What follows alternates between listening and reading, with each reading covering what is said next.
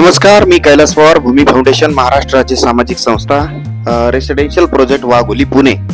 खऱ्या अर्थानं कृषक कन्या निवासी प्रकल्प हा अतिशय उत्तम प्रकारे आणि सर्वांगीण विकासाच्या दृष्टिकोनातून कृषक कन्या यांची सर्वांगीण जी डेव्हलपमेंट जी आहे तर वेगवेगळ्या पद्धतीनं ही सुरू आहे.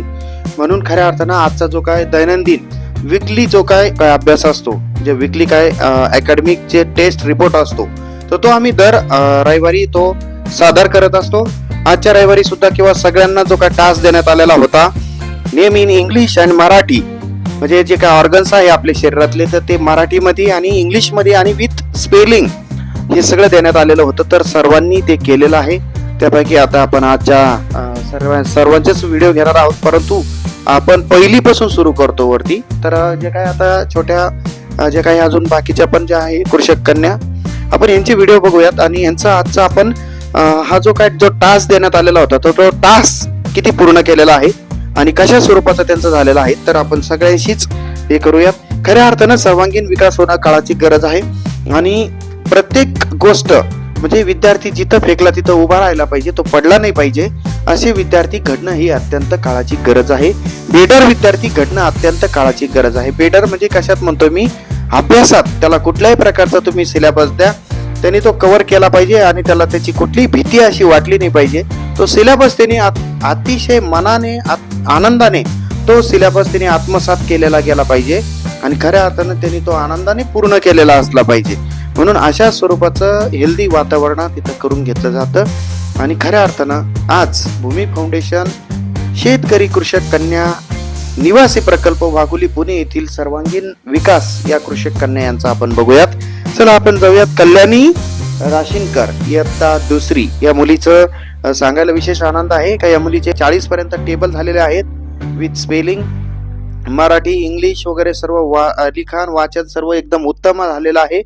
आणि सगळ्या ज्या येणाऱ्या कृषक कन्या आहेत त्यांना म्हणजे घडवलं जातं, कारण ज्यावेळेस सुरुवातीला येतात त्यावेळेस ABCD पासून सुरुवात करावी लागते, इतकी बिकट परिस्थिती राहते. परंतु तिथं आल्यानंतर ज्यावेळेस तो परत 5-6 महिन्यात किंवा वर्षभराची जी काय ग्रोथ दिसती, हा जो ग्राफ हा चढता क्रमांक असतो.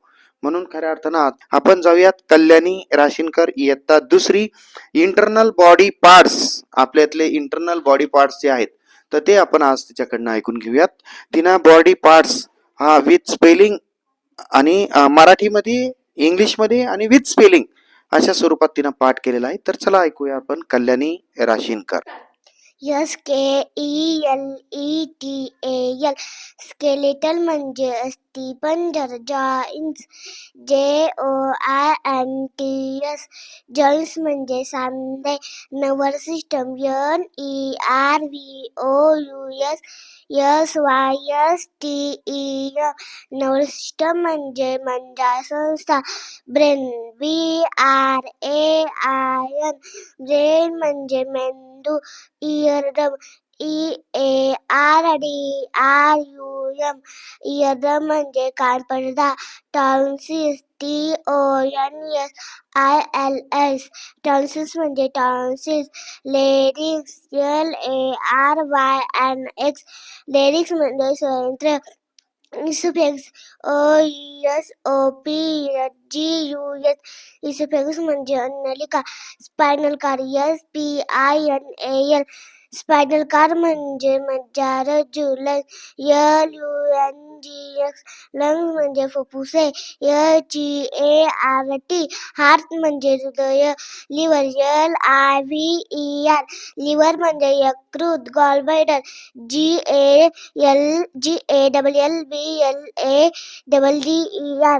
गॉलब्लॅडर म्हणजे पित्ताशय. Large intestine LARGEINTESTIN.